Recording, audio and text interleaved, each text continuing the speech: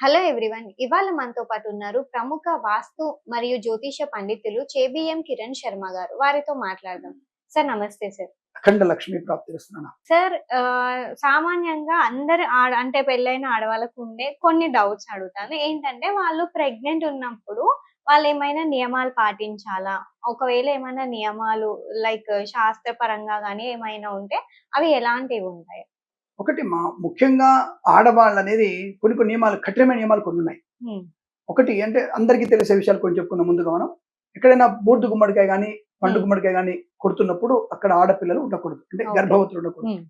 కొంతమంది ఏంటంటే కొబ్బరికాయ కొట్టొద్దు గర్భవతులు అంటారు. ఎందుకు కొట్టొద్దు అంటారంటే కొబ్బరి ముక్క కొట్టినప్పుడు అది విచ్చుకుపోయి వేలు కిరికిపోయింది అనుకో, ఎప్పుడైతే ఈ వేలు ఇరుక్కుందో అమ్మాయికి భయం ఏర్పడుతుంది. అంటే ఎవరికైనా అంతే కదా, భయం వస్తుంది. ఈ భయం అనే పడిన విషయంలో వెంటనే లోపల శిశువుకి, ఆడ కానీ మగ కానీ ఆ శిశువుకి భయం ప్రారంభమవుతుంది. ఇక వాడు పుట్టిన దగ్గర వాడు స్టార్ట్ అవుతుంది, భయంతోనే ఉంటాడు వాడు రెగ్యులర్. కాబట్టి దానికంటే ముందు కొట్టకపోతే సరిపోద్దిగా. కాబట్టి ఆడపిల్ల కొబ్బరికాయ కొట్టకూడదు, సింపుల్.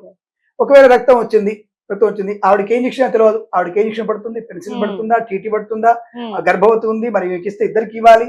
కాబట్టి ఆ ఇంజక్షన్ కూడా తలకాయ నొప్పి, ఇవ్వకపోతే సెప్టిక్ అవుతుంది. ఈ తలకాయ నొప్పి కన్నా కొట్టకు, అయిపోయింది, కొట్టను, సింపుల్. ఏ రోగం లేదుగా. కాబట్టి అదొక క్లారిటీ. ఆ గుమ్మడికాయ కొట్టడం, కొబ్బరికాయ కొట్టడం. గుమ్మడికాయ ఎందుకు కొట్టదంటే ఒక గుమ్మడికాయ, పండు గుమ్మడికాయ కొడితే 16 మేకలు బలి ఇచ్చినట్టు. కాబట్టి మనం అక్కడ కూష్మాండ బలి చేస్తున్నప్పుడు అక్కడ ఉండకూడదు. అలాగే కొంతమంది బ్రాహ్మణులకి ఉపనయనం జరుగుతుంటే జంజం వేసేటువంటి పూజలు ఉంటాయి, ఉపనయనం అంటారు దాన్ని. ఉపనయన సందర్భంలో కొన్ని మంత్రాలు ఉంటాయి, 6 మంత్రాలు ఉంటాయి. 6 మంత్రాలు గర్భిణి వినకూడదు. ఆ మంత్రాలు వినడం వల్ల గర్భ విచ్ఛిత్తి అవుతుంది. ఎట్టి పరిస్థితుల్లో వాళ్ళు గర్భవతులు అక్కడికి వెళ్లే ప్రయత్నం చేయకూడదు. రెండోది, కొన్ని ఆచారాల్లో ఇంట్లో 2 కోడలు ఉంటారు. 2 కోడలు దేవుడి దేవల్ల ఒకేసారి గర్భవతులు. ఇద్దరు ఒక ఇంట్లో ఉండవచ్చు. అంటే 2 కడుపులు ఒక ఇంట్లో ఉండకూడదు. అంటే 2 గర్భాలు ఒక ఇంట్లో ఉండకూడదు. ఎందుకంటే నత్తి రావడము, పిల్లల్లో ఆటిజం రావడము, అంటే ఇద్దరి కడుపులో ఉన్నటువంటి శిశువులకి ఆకర్షణ శక్తి ఎక్కువ ఉంటుంది. అది మనకు కనబడదు అంతే, చాలా ఆకర్షణ శక్తి ఉంటుంది. ఎందుకంటే వాళ్ళు నీళ్ళలో ఉంటారు, ఒక మాయలో ఉంటారు. ఆ నీళ్ళలో ఉన్నటువంటి శక్తి వాళ్ళకి ఎక్కువగా ఉంటుంది, వెరీ పవర్ఫుల్ శక్తి ఉంటుంది. కానీ ఇద్దరి మధ్యలో ఒక రకమైనటువంటి భావోద్వేగాలు ఏర్పడి ఒకళ్ళకొకళ్ళు శత్రుత్వం పెంచుకుంటారు. కాబట్టి 2 కడుపులు ఇంట్లో ఉండొద్దు, అంటే 2 గర్భవతులు ఇంట్లో ఉండొద్దని సామెత. కాబట్టి అట్లాంటి వాళ్ళు ఇంట్లో ఉండకూడదు, ఒక గర్భం వాళ్ళు ఇంట్లో ఉండకూడదు. ఆడపడుచు కోడలు కూడా ఇంట్లో ఉండకూడదు, అంటే 2 గర్భాలు కూడా ఇంట్లో ఉండకూడదు. ఏవైనా సరే 2 గర్భవతులు అంటే 2 గర్భాలు ఇంట్లో ఉండకూడదు అని వాస్తవం. కానీ అలాంటి గర్భాలు ఇంట్లో ఉండకూడదు, అదొకటి ఆటోమేటిక్ గా మనం 10 మందికి ఇది ఆచారంగా వస్తున్న విషయమే, శాస్త్రీయం కూడా. అలాగే గర్భవతులు ఎప్పుడు కూడా పడవల మీద ప్రయాణం చేయకూడదు. ఏమండి భాగ్యనగరంలో హుస్సేన్ సాగర్ ఉందండి, బోటింగ్కి వెళ్ళొచ్చా? ఏమండి Srisailam to Visakhapatnam, Srisailam to Vijayawada boat ఏర్పరిచారు, మేము మంచిగా దాంట్లో వెళ్ళొచ్చా, సరదా వెళ్ళొచ్చా, మంచి వాటర్ కదా అంటే వాటర్ కి చాలా ఆకర్షణ ఎక్కువ ఉంటుంది, వెరీ పవర్ఫుల్ శక్తి వాటర్ కి ఉంటుంది. ఇందాక మనం చెప్పుకున్నాం, గర్భంలో శిశువు మాయలో ఉంటాడు, ఆ నీళ్ల మాయ అటువంటిది. కాబట్టి నీటికి శక్తి ఎక్కువ.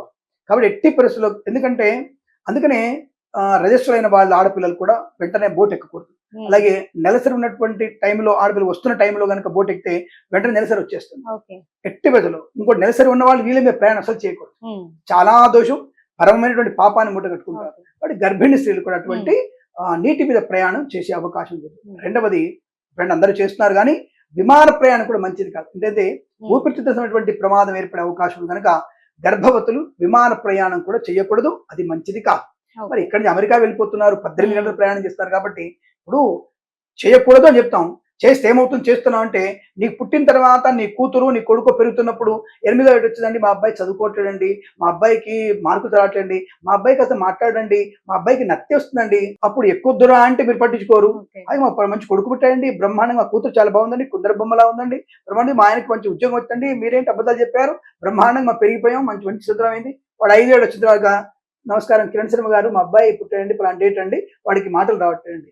మేము హిస్టరీ అడుగుతాం, ఏం చేశారమ్మా, ఎక్కడున్నారమ్మా, మేము ప్రయాణం చేస్తాము. మరి ఆ ప్రయాణ దోషానికి ఇప్పుడు ఏం చేయాలి, దానికి సంబంధించి హోమాలు చేసుకోవాలి, ప్రాయశ్చిత్తాలు చేసుకోవాలి, దీనికి బంగారు పుల్ల మీద నాలుక మీద రాయాలి, గాయత్రి మంత్రం రాయాలి, సరస్వతి బీజాక్షరాలు రాయాలి, మరి ఇన్ని చేసుకోవాలి మేము. ఇవన్నీ చేయడానికి ఇదంతా ట్రాష్, ఇంత మ్యాష్ మధ్యలో జన అజ్ఞాన వేదిక ఆడవస్తాడు.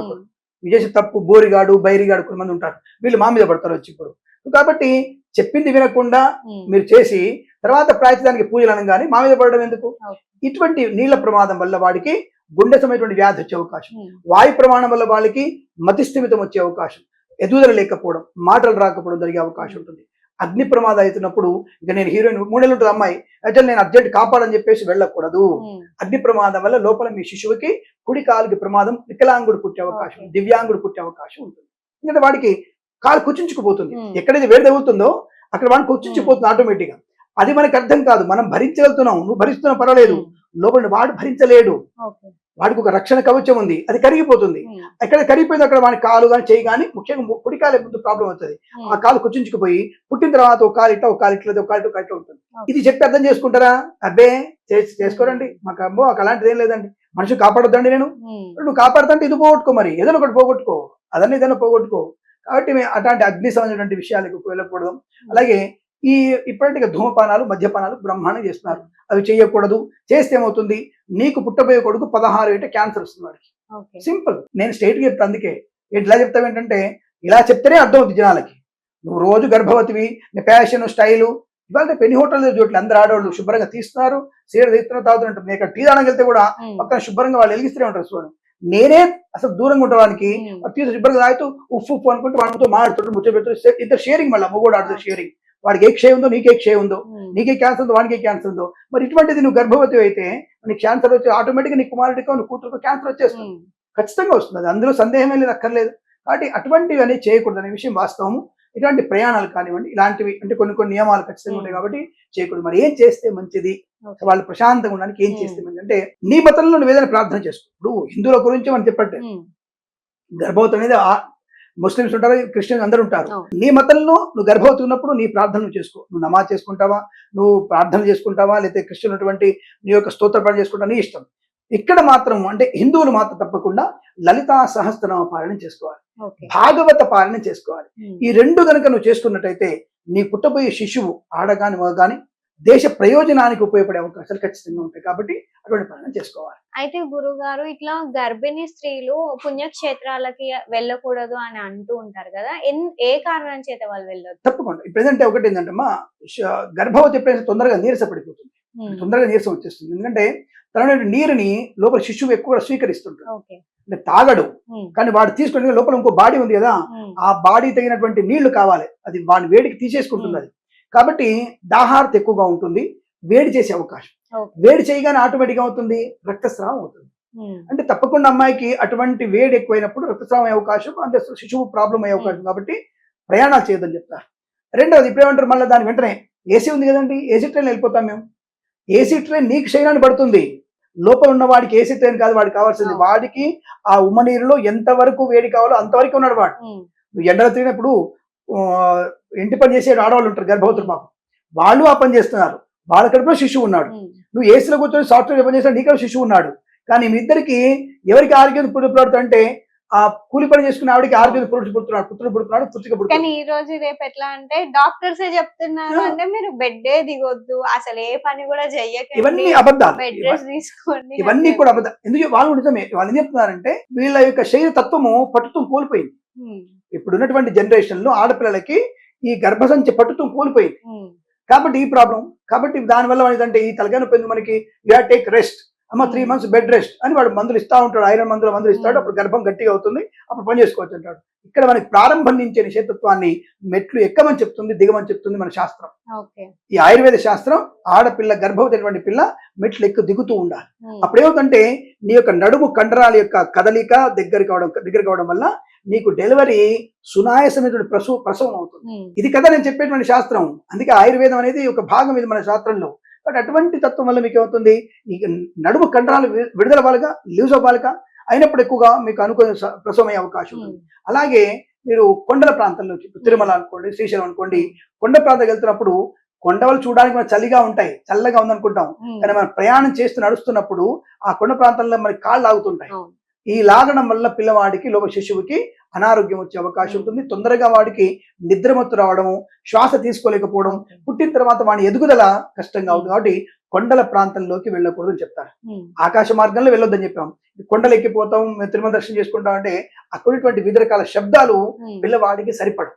కాబట్టి క్షేత్రాలకి, దేవాలయాలకి, కొండల మీదకి నదీ స్నానము, సముద్ర స్నానము ఎటువంటివి కూడా మీరు చేయకూడదు, అది మంచిది కాదు. రెండవది, ఇంట్లో కూడా అనవసరంగా అరవకూడదు. అసలు మొగుడు పిల్లల కేకులు వేసుకోవద్దు, అసలు గొడవ పెట్టుకోవద్దు, అసలు ప్రశాంతంగా ఉండాలి. అడ్డమైన యూట్యూబ్ ఛానల్ చూడొద్దు. మాలాంటి జ్యోతిష్యులు చెప్పేటువంటి అవే చూడండి. కామెడీ చూడండి. సంతోషంగా కామెడీ ఉన్నటువంటివన్నీ చూస్తే పర్వాలేదు. అది కూడా బూత్ కామెడీ కాదండి. మంచి అనుకూలవంతమైన కామెడీని చూడడం వల్ల మీకు ప్రయోజనం ఉంటుంది. తప్పకుండా మంచి సంతానం పొందే అవకాశాలు బలంగా ఉంటాయి. అయితే వీళ్ళు ఇంట్లో పూజలు చేసుకోవచ్చు. బ్రహ్మాండంగా అంటే ఎలాంటి అంటే దేవుడు పూజలు చేయడం గానీ, గుళ్ళకి వెళ్ళడం గానీ. చాలా మందికి ఇంకో అనుమానం ఏంటంటే, మా ఇంట్లో తద్దినం ఉందండి, మరి మా ఇంట్లో గర్భవతి ఉంది అమ్మాయి, మేము పిండాలు పెట్టొద్దు అంటారు. ఎవరు చెప్పాడు నీకు? ఏ శాస్త్రంలో ఉంది? రేపు డెలివరీ అయినా సరే నీ ఇంట్లో ఇవాళ తద్దినం ఉంటే పిండ ప్రదానం హాయిగా చేసుకోవచ్చు. పిండాలు మంచి పిండాలు చేసి పిండాలకి తిలతర్పణం కూడా వదులుకో, దానికి ఎటువంటి దోషము లేదు. తప్పకుండా అటువంటి లేదు. రెండవది, ఇంట్లో పూజలు సత్యనారాయణ స్వామి వ్రతం కానీ ఇతర కానీ, అంటే పొగలు వచ్చేయడం వల్ల పొగలు ఎక్కువగా వస్తుంటే దూరంగా ఉండాలి తప్ప, గర్భవతులు కానీ తప్పకుండా మీరు సత్యనారాయణ స్వామి వ్రతాన్ని, నోములు కానీ వ్రతాలు కానీ అన్ని తప్పకుండా చేసుకోవచ్చు. దానికి ఎటువంటి దోషం లేదు. హాయిగా అందరూ పాలు పంచుకోవచ్చు. ఓకే. ఇప్పుడు గర్భవతి స్త్రీలు ఏవైనా అంటే వాళ్ళకి ఎలాంటి దోషాలు ఏమైనా వస్తాయా? ఒకవేళ వాళ్ళు గర్భంతో ఉన్నప్పుడు ఏవైనా పనులు చేస్తే వాళ్ళకి దోషాలు వచ్చే ఎవరైనా సరే అవకాశాలు ఏమైనా నెగిటివ్ ఉంటాయా? ఏదైనా చేసినప్పుడు, తప్పు పని చేసినప్పుడు దోషం ఎందుకు రాకుంటుంది? నువ్వు కావాలని ఒక వ్యక్తిని తిట్టావు, కావాలని ఒక వ్యక్తిని అనవసరంగా దుర్మార్గంగా నిందించావు, ఆ దోషం నీకు పడుతుందిగా. నీకు పడుతుంది, నీతో పాటు శిశువు కూడా పడుతుంది తప్పకుండా. కాబట్టి అవతల వాళ్ళ అవసరం నిందించడం మంచిది కాదు. అనవసరంగా లేనిపోని విషయాల గురించి ఎక్కువ ఆలోచన మంచిది కాదు. నిష్ఠూరము, నిందారోపణ కూడా మంచిది కాదు. పరుల సొమ్మును తీసుకొని తినేటువంటి ప్రయత్నం చేయకూడదు. నువ్వు కష్టపడింది, నీ భర్త కష్టపడిన సొమ్మునే నువ్వు అనుభవించే ప్రయత్నం చేయాలి తప్ప, నీ భర్త దొంగతనం చేయని సంబంధం లేదు. నీ భర్త తెచ్చాడా లేదా దాన్ని ఎంజాయ్ చేయండి, నో ప్రాబ్లం. అది నీకు పాపం తగదు. మీరు భర్త దొంగతనం చేశాడు కదండి, భర్త చేసే పాపంలో నీకు ఎటువంటి శాతం నీకు రాదు. ఆ పాపం ఆయన వరకే. కాబట్టి వాటి ఆలోచన, నీ భర్త నీకు అన్నం పెట్టాలి, ఎలాగైనా పెట్టాలి, వాడి ఇష్టం. అది దొంగతనం చేస్తాడా, ఇంకేం చేస్తాడా, మటర్ తీసుకొచ్చా సంబంధం లేదు. నీకు అన్నం పెట్టడం మన ధర్మం. ఆ అన్నం నువ్వు హాయిగా ప్రసాదంగా భంజొచ్చు. ఆ దోషం నీకు ఎటువంటి ప్రాబ్లం ఉంటుంది. కాబట్టి అనవసరమైనటువంటి వ్యక్తులతో ఘర్షణ వాతావరణం, నిందారోపణ, ఇతరులను కించపరచడం, అవమానపరచడం ఇటువంటి మా చేయకుండా ఉంటే చాలు, అనుకూలంగా ఉంటుంది. సదా దైవనామ స్మరణ, సదా దైవాన్ని స్మరణ చేసుకుంటూ సుబ్రహ్మణ్య స్వామిని ఎక్కువగా స్మరణ చేసుకుంటే మంచి సంతానం పొందుకునే అవకాశాలు ఉంటాయి. ఓకే. అయితే ఇప్పుడు అంటారు కదా గురూజీ, ఇట్లా మేనరికంలో పెళ్లి చేసుకుంటే వాళ్ళు పుట్టబోయే పిల్లలకి ప్రాబ్లం అవుతుంది, వాళ్ళు కొన్ని ప్రాబ్లమ్స్ పుడతారని చెప్పి. సో అది నిజంగానే అలా ఉంటుందా? అంతే కదా, మనకి మ్యూటేషన్ అంటారు దానికి. మనకి అనాది కాలం నుంచి మన మార్పులు అనేవి ఒకే గోత్రంలో ఉన్న వ్యక్తులను కూడా పెళ్లి చేసుకోకూడదు. ఎందుకంటే వాళ్ళిద్దరు కూడా ఏకరక్త కణాలు, ఒకే రకమైన క్రోమోజోమ్స్, హార్మోన్స్ అన్ని కలిసిపోవడం వల్ల మ్యూటేషన్ అయిపోతారు. ఆ మ్యూటేషన్ అవడం ఏమవుతుందంటే అనవసరమైనటువంటి ఒక రకమైనటువంటి వికల్పాలు, అంటే శరీర వికల్పాలు ఏర్పడి దివ్యాంగులుగా పుట్టే అవకాశం ఉంటుంది. సో కాబట్టి లేదంటే గ్రహణం మురితోనే దివ్యాంగులు కానీ, గుండె లేకుండా పుట్టడం, 2 గుండెలు పుట్టడం, 2 గర్భజంతుతో పుట్టడం, ఇలా అనేక రకాలు ఉంటాయి. కాబట్టి మేనరికల్లో ఎట్టి పరిస్థితులు కూడా మీకు మాక్సిమం ప్రాబ్లమ్స్, మాక్సిమం ఏంటి 100% వీరికి నష్టం జరిగే అవకాశం ఉంటుంది. ఆ ఇద్దరి భార్య భర్తల మధ్య కూడా సౌఖ్యత ఉండే అవకాశం ఉండదు. కనుక ఎట్టి పరిస్థితులు మేనరికం కూడా చేసుకోవద్దు. ఒక గోత్రం ఉన్న వాళ్ళని అసలు చేసుకోకూడదు. అసలు పనికిరాదు వాళ్ళకి. ఓకే గురుగారు, థ్యాంక్ యూ. శుభమస్తు. అఖండ ఐశ్వర్యమస్తు, ఆనంద సిద్ధిరస్తు.